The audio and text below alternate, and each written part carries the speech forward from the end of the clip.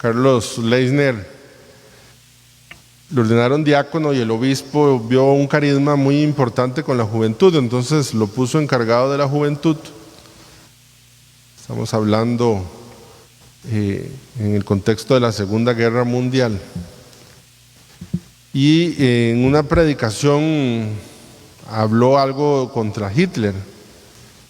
Entonces lo acusaron y lo metieron a la cárcel. Estaba enfermo de tuberculosis cuando lo metieron a la cárcel. Ahí estuvo en varias cárceles y luego lo pasaron a campos de concentración,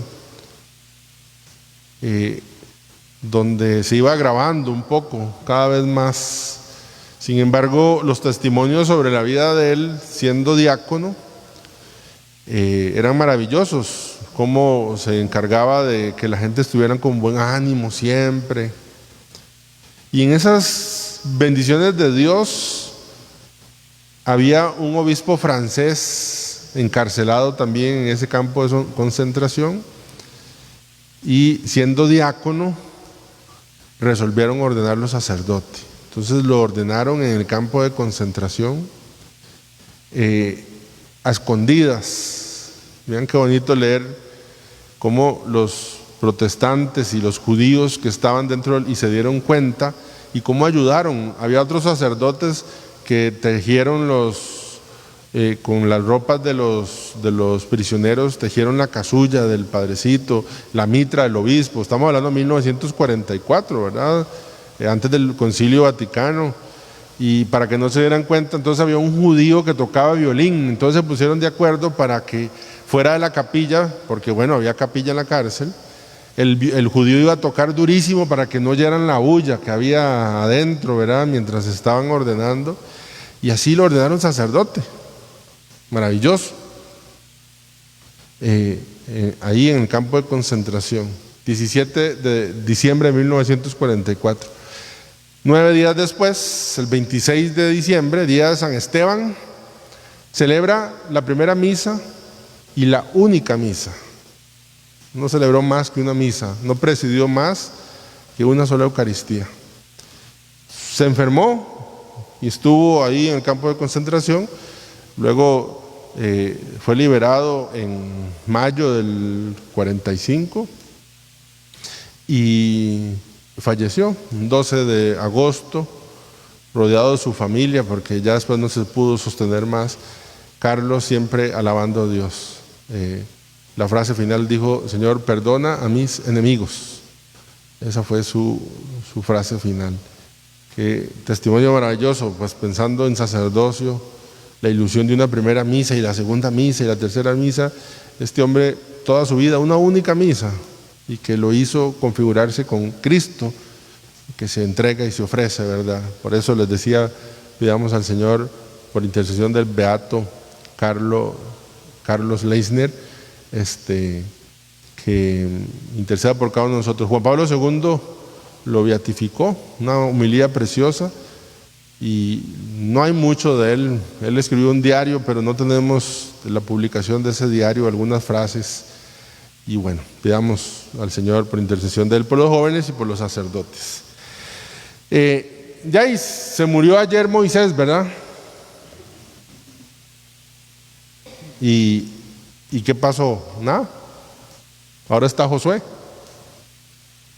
Y Dios quiere que veamos que Dios es más grande que las personas, y quiere manifestar en Josué también que su poder, que Dios se hace presente con poder en él.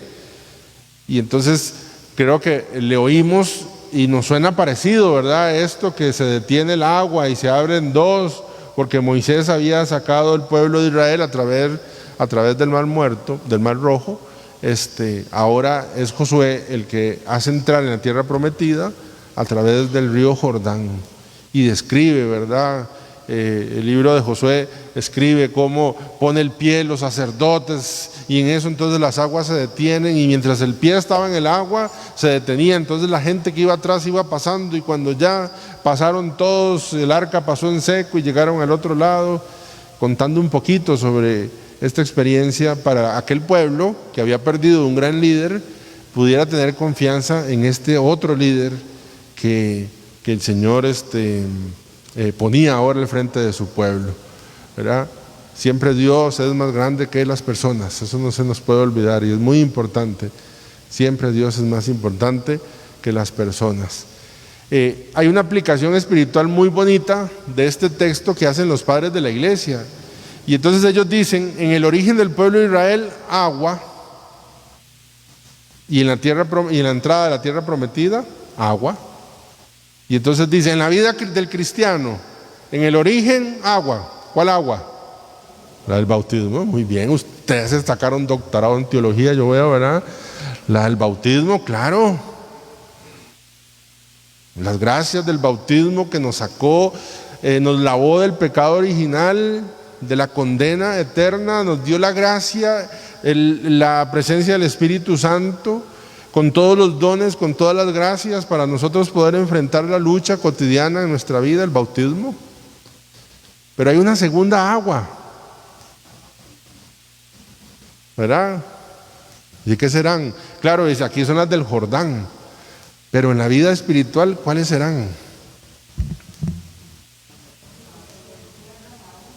Bueno, dice que cuando lo entierran, bien, pero esa agua simboliza las mismas aguas del bautismo, pero está muy bien, la felicito.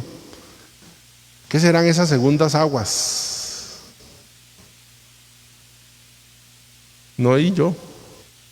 Claro, las lágrimas que deben salir de nuestros ojos frente a nuestros pecados y la búsqueda de la reconciliación. Son las segundas aguas. Porque, si bien es cierto, en algún momento del desarrollo de la iglesia, la gente no se bautizaba sino hasta el último momento, porque pensaba, no, yo voy a esperar para bautizarme y morir. Porque claro, entendían que recibían las gracias, pero les daba miedo que luego la libertad hiciera que perdiéramos la gracia. No se había desarrollado todavía con claridad la idea de la reconciliación. Y fíjense qué bonito es, porque la lectura del Evangelio nos habla también del perdón, y con una relación directa, que lo que está diciendo Cristo en el Evangelio es: solo quien experimenta el perdón de Dios puede dar perdón a los demás. Porque aquel experimentó el perdón de muchos millones y se le olvidó con facilidad y no le perdonó a aquel otro que le debía poquito. Entonces, yo quiero recordarles que la única forma de experimentar misericordia para con los demás es recibiéndola. Los corazones que no se aventuran a recibir la misericordia de Dios, les va a costar perdonar al prójimo. ¿Por qué? Porque no experimentan la abundancia de la misericordia de Dios. Digámoslo con las aguas. A los corazones que no lloran sus pecados, les va a costar regalar misericordia y ofrecer perdón también a los demás, ¿verdad? Hoy vamos a celebrar Hora Santa un poco en el tema de la familia. No hay familia sin perdón. Es decir, el gimnasio del perdón es la familia. Ahí es donde uno aprende a perdonar. Ahí es donde se aprende a perdonar uno en la familia. Ahí hay que perdonar al esposo, a la esposa, un montón de veces, a los hijos. Hay que perdonar a los hermanos, tienen que perdonarse. Creo que de las tareas más importantes que tenemos en la familia es aprender a perdonarnos. Sí, padre, es que yo quisiera que mi familia no peleen. Ojalá que sí, que no peleen. Pero, y si se llegase a dar por la libertad, por la forma de ser, por la historia, creo que la segunda enseñanza es: si pelean, se puedan perdonar, ¿verdad? Perdonar. Es allí el gimnasio. ¿Recuerdan aquella frase? Perdón, gracias, perdón, ¿verdad? Que constantemente se hace en la familia. Leí ahora antes de venirme, yo sé que se la saben, aquellos dos hermanos que vivían uno a la par de otro en el campo, compartían un patio lindísimo, una pradera grande, y empezaron a discutir por una tontera. No sé yo de qué, pero por una tontera. Que habían echado al técnico de la liga, y que el bus, y que el Messi usaba la 30 porque le recordaba a la liga que no iba a pasar. Y no, yo no sé qué tonteras estaban ahí, ellos ahí discutiendo. Y eso que el diablo sabe ir haciendo una cosilla más grande y más grande, hasta que se dijeron cosas muy feas. Y una mañana se despertó el hermano mayor y vio que el hermano menor había agarrado uno de los tractores y había un riachuelo y había abierto una zanja de lado a lado para separar las dos casas, y se le subió el Chucky, ¿verdad? Se le subió el Chucky.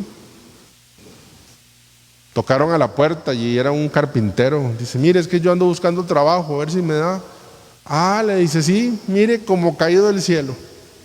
Dice: ¿qué pasó? Mire, es que este es mi hermano.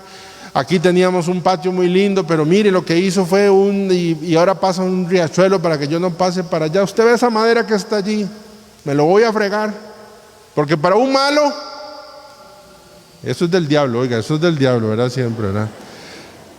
Porque para un malo, malo y medio, dice, ¿verdad? Y entonces dice: ahora va a ver quién soy yo no me voy a dejar. Usted ve esa madera que está allí, hágame una tapia de 2 metros, es que no lo quiero ver. El hombre se fue al pueblo. Cuando regresó, en el momento justo que regresó, vio que el carpintero no había hecho la tapia, sino que lo que había hecho era un puente. Y en el momento justo que está viendo, el hermano menor ve el puente, y entonces el hermano menor se viene gritando desde allá: hermano, perdóname, perdóname. Entonces el otro no le pudo reclamar al carpintero, dice: perdóname, qué malo he sido yo, hice este río y vos no te das por vencido, mandaste a hacer un puente, perdóname. Y se abrazaron y todo.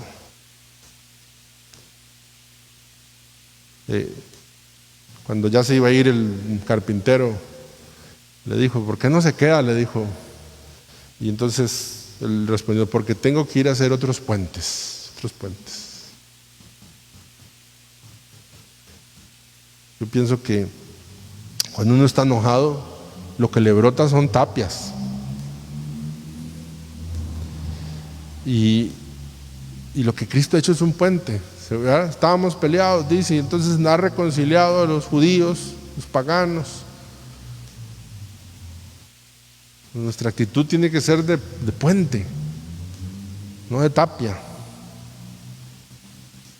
Y no nos damos cuenta, claro, porque la historia es muy bonita, pero así como exagerada en ese tipo de cosas, pero en la vida cotidiana hacemos cositas, ¿verdad? Entonces de pronto hubo una discusión ahí entre los esposos, y la esposa está haciendo un esfuercito. Dice: voy a hacer la sopa de mondongo que tanto le gusta a mi esposo. Tiene la tentación de hacérsela mal lavada primero, pero ¿verdad?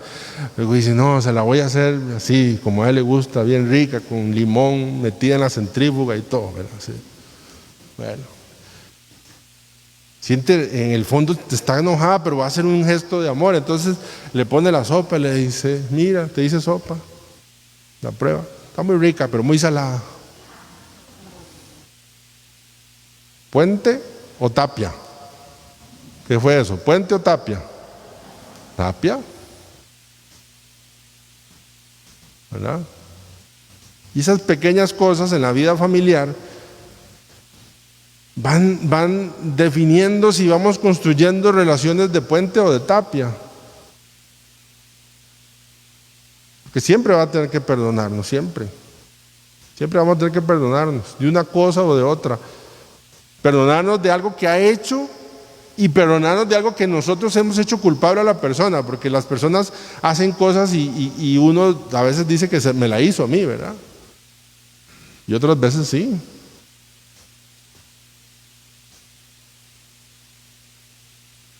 Yo estoy claro que en la vida sana, emocionalmente sana, y lo he dicho aquí, Hay circunstancias tan complejas en las cuales de verdad la reconciliación, el perdón siempre,